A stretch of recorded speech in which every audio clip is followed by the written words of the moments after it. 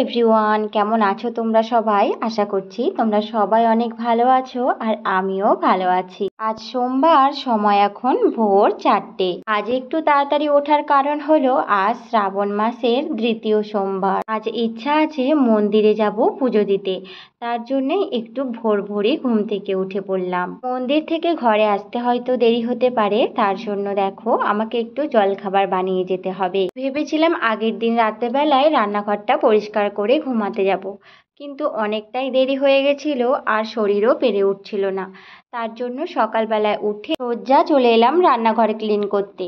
আর যেহেতু সোমবার, আর শ্রাবণ মাসের প্রত্যেকটা সোমবারেই আমরা নিরামিষ খাবো ঠিক করেছি। একটা বাটির মধ্যে একটু ভিম জেল গুলে নিয়েছি, দিয়ে দেখো ভালো করে চেপে চেপে গ্যাস ওভেনটা, তারপরে রান্নাঘরের এই সামনের জায়গাটা সব আমি মুছে নেব। হাতে সময় খুবই কম, তাই রান্নাঘরটাই আমি পরিষ্কার করে আগে জলখাবারটা বসিয়ে দেব। দেখো রান্নাঘর পরিষ্কার করতে করতে আস্তে আস্তে বাইরে আলো ফুটে উঠেছে, এদিকে আমার কাজও হয়ে এসেছে। প্রেসার কুকারে একটু আলুর চচ্চড়ি বসিয়ে দিয়েছিলাম, কারণ অনেকটাই দেরি হয়ে গেছে, কড়াইয়ে করলে আরও লেট হয়ে যাবে, তার জন্য প্রেসার কুকারে করে নিলাম। তারপরে স্নান সেরে বড়মশাইয়ের সাথে দেখো চলে এলাম মন্দিরে। বড়মশাই ওদিকে দিয়ে জিমে চলে গেল আর আমি চলে এলাম মন্দিরে। আগের দিন রাতে ফোন করে শাশুড়ি মাকে বলে দিয়েছিলাম যে আমি মন্দিরে যাব। এমনিতে মন্দিরটা ধোয়া মোছা আমার শাশুড়ি মাই করে থাকে। যতদিন আমি এখানে থাকতাম তখন আমিও করতাম, কিন্তু এখন অত দূর থেকে আর রোজ রোজ আসা হয়ে ওঠে না। তবুও আমি মাঝে মাঝে সময় বার করে ঠিক মন্দিরে চলেই আসি, কারণ এই মন্দিরের প্রতি আমার আলাদা একটা টান রয়েই গেছে। ওদিকে আমি ঠাকুরের থালা বাসনগুলো মেজে ধুয়ে নিলাম। কল থেকে টাটকা জল নিয়ে আসা হয়েছে। বড় বাবার থানটা একটু মুছে নিয়ে দেখো আমি মহাদেবকে স্নান করাতে বসে গেছি।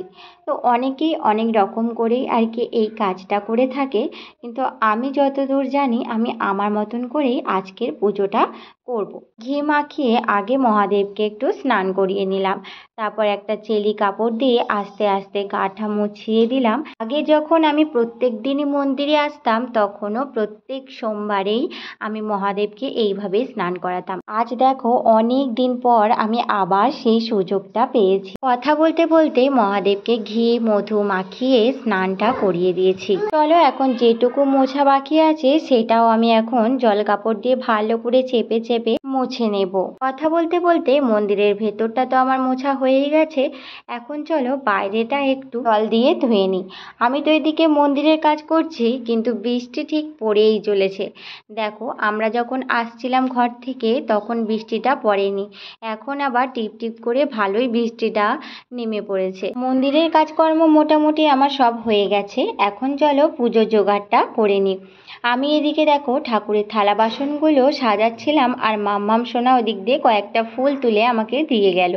আমার শ্বশুরমশাই আর কি ফুলটা তুলে দিচ্ছিল আর ও আমাকে দিয়ে গেল। কিছুটা ফুল দিয়ে মহাদেবকে সাজিয়ে দিলাম, আর কিছুটা বড় বাবার কাছে দিয়েছি, আর কয়েকটা ফুল রেখে দিলাম। মন্দিরের বাইরেও ঠাকুর আছে, সেখানেও দিতে হবে। চলো ভোলে বাবাকে পুজো করে নিয়েছি, এদিকে বড় বাবাকেও পুজো করে নেওয়া হয়ে গেছে। একটু চন্দন পরিয়ে দিলাম। পুজো করতে করতে বড়মশাইয়েরও ওইদিকে ফোন চলে এসছে, ওর ব্যায়াম করা হয়ে গেছে, তাড়াতাড়ি করে বাড়ি যেতে হবে। বাইরেও বেশ টিপ টিপ করে বৃষ্টি পড়ছে, মানে এমন জোরে বৃষ্টি পড়ছে যে আমরা এখান থেকে ঘর যেতে যেতেই আমরা ভিজে যাব, সেরকম বৃষ্টিও পড়ছে। দাঁড়ানোরও কোনো উপায় নেই, কারণ অনেকটাই দেরি হয়ে যাবে। ও আবার ঘরে গিয়ে খেয়ে তারপরে আবার দোকানে আসবে, তার জন্য একটু তাড়াতাড়ি করেই যেতে হবে। তো দেখো আমার এদিকে পুজো করা হয়ে গেছে, আর মহাদেবকে স্নান করানোর পর দেখো কত সুন্দর শিবলিংটা চকচক করছে। চলো মন্দিরের গেটে এখন তালা দিয়ে দিই। আর বাবা তো এখানেই থাকবে, কারণ এই মন্দিরের পাশেই হচ্ছে আমার শ্বশুরমশাইয়ের দোকান, তো বাবা এখানেই থাকে। আর এই হচ্ছে আমাদের ছোট্ট মন্দির। মন্দির থেকে সোজা ঘরে চলে এসেছি, আর বৃষ্টিটাও একটু একটু কমেছিল, তাই অতটা ভিজিনি। তার জন্যেই আমি শাড়িটাও চেঞ্জ করিনি, কারণ ঘরে এখন কোনো কাজই হয়নি। এসেই আগে বড়মশাইকে খেতে দিলাম, ও খেয়ে দিয়েই চলে গেল দোকানে। আর চলো এখন আমি বাসি কাজগুলো করে নেব, কারণ কাজ বলতে শুধু আমি ঘুম থেকে উঠে রান্নাঘরটা পরিষ্কার করে জলখাবারটা বানিয়ে স্নান সেরেই চলে গেছিলাম মন্দিরে, আর ঘরটা ঝাঁট দেওয়াও হয়নি। এখন চলো আস্তে আস্তে এবার আমি ধীরে সুস্থে সব কাজগুলো আর কি করে নিতে পারবো। সবার প্রথমে বাসি ঘরটা আগে ঝাড় দিয়ে দিলাম, আর অনেকটাই দেরি দেরি হয়ে গেছে। এর মাঝে আমার দাদা এসছিল, তো অনেক দিন পর দাদা এসছিল, দাদার সাথেও একটু কথা বললাম। ওরা সবাই চলে যাওয়ার পরে আমি বাসি কাজগুলো গুছাচ্ছি। এখন বেজে গেছে তোমার 9টা। এখন থেকে আমি সকালের বাসি কাজগুলো সব গোছাবো। আগের একটা ব্লগে একটা ছোট্ট বোন আমাকে কমেন্ট করেছে যে দিদি ভাই আমার নামটা নিও, আমার নামটা শ্রাবণী মণ্ডল। তো দেখো বোন, তোমার নামটা আমি নিয়ে নিয়েছি। তো আমার ব্লগ দেখার জন্য অসংখ্য অসংখ্য ধন্যবাদ তোমাদের সবাইকে, যারা যারা আমার ব্লগ ভালোবাসছো আর কমেন্ট করছো তাদেরকে অনেক ধন্যবাদ আমার পাশে থাকার জন্য। আর তোমাদের কমেন্ট পড়তে আমার খুবই ভালো লাগে, আর আমি প্রত্যেক জনার কমেন্টের রিপ্লাই কিন্তু আমি দিয়ে থাকি। আর তোমরা প্লিজ কমেন্ট করো কেমন লাগলো, ভালো লাগলে সেটাও আমায় জানিও। আর কোনো জিনিসটা বা কোনো কাজ যদি আমার খারাপ লেগে থাকে বা ভুল হয়ে থাকে তো তোমরাও আমাকে সেটাও জানিও, কারণ আমার খুবই ভালো লাগে তোমরা কমেন্ট করলে। চলো, কথা বলতে বলতে এদিকে আমার ঘরটাও মোছা হয়ে গেছে, সব ঘর মুছে নিয়েছি। বেসিনটাকেও একটু মুছে নেব।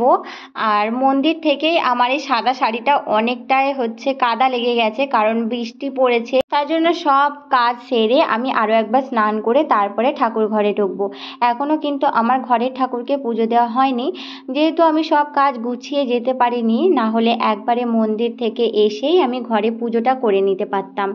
তো কি আর করা যাবে, আরও একবার স্নান আমাকে করে নিতেই হবে। বাসি কাজ গুছিয়েছি, ফাইনালি সমস্ত কাজ আমার হয়ে গেছে। আরও একবার স্নান করে একটা কাপড় পরে চলে এলাম আমার ছোট্ট ঠাকুর মন্দিরের কাছে। আমার এই ঠাকুর মন্দির ছোট্ট হলেও আমার খুবই একটা প্রিয় মনের জায়গা। একটা ভিজে কাপড় দিয়ে আমি ঠাকুরের সিংহাসনটাকে একটু জল দিয়ে ভালো করে ধুয়ে নিলাম। এখন নিচটাও একটু জল বলিয়ে নিলাম, কারণ স্নান করার পরেই আমি ঠাকুরের এই সিংহাসনের সামনের কাছে হাত দিই। বাসনপত্রগুলো নিয়ে চলে এলাম ছাদে। আর দেখো, একটু চকচক করে রোদ বেরিয়েছে।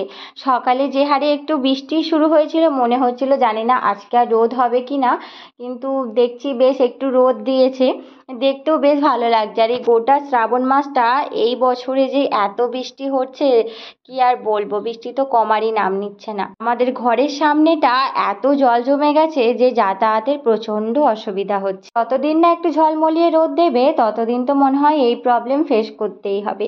চলো, এখন গাছ থেকে বেশ কয়েকটা ফুল তুলে নিলাম। আর গাছেও আজকে 3-4টে জবা ফুল ফুটেছিল। চলো, যেই কটা ফুল পেয়েছি সেই দিয়ে আমার ভালো রকম পুজো দেওয়া হয়ে যাবে। পুজোর সমস্ত জোগাড়যন্ত্র করে নিয়েছি, এখন চলো পুজোটা করে নিই। গাছ থেকে যে কটা ফুল তুলেছিলাম তাই দিয়েই আমার এই ছোট্ট সিংহাসনটা দেখো কত সুন্দর ফুল দিয়ে সাজিয়ে তুলেছি। আর নীলকণ্ঠ ফুলের এই নীল কালারটাতেই সিংহাসনটা যেন খুব সুন্দর দেখতে লাগছে। আমি শুধু একা নয়, আমার সাথে আমার মাম্মাম সোনাও আজকে ঠাকুরের সিংহাসনটা সাজিয়েছে। দেখো, মন্দিরেও যেমন ও আমার সাথে ছিল, ঘরেতেও আজকে ও আমার সাথে পুজো করেছে। আজ ঘরের পুজোটা আমরা দুজনে মিলেই সম্পূর্ণ করলাম। ঘরের পুজো সেরে এদিকে ছাদে চলে এলাম। তুলসী মন্দিরে ফুল জল দিয়ে সূর্যদেবকেও একটু জল দিয়ে দিলাম। আমার সাথে আমার মাম্মাম সোনাও দেখো ঠিক কত সুন্দর করে পুজো করছে। বন্ধুরা, শ্রাবণ মাসের দ্বিতীয় সোমবার তো আমার এরকম ভাবেই কাটলো। তোমাদের কার কার কিরকম ভাবে কেটেছে আমাকে কমেন্টে জানাতে একদমই ভুলো না। চলো, এই ভিডিওটা আর বেশি বড় করলাম না, এখানেই শেষ করলাম। সবাই ভালো থেকো, সুস্থ থেকো আর সাবধানে থেকো। দেখা হবে আবার একটা নতুন ভিডিওর সঙ্গে।